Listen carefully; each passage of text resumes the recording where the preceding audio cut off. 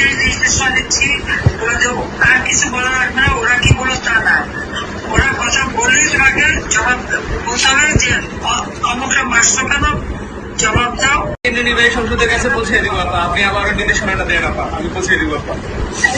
আবার এই যে নির্দেশনা দিচ্ছি আর কিছু বলা লাগবে না, ওরা কি বলো তা না, ওরা কথা বললেই তোমাকে জবাব বলতে হবে যে অমুকটা মাসটা কেন জবাব দাও।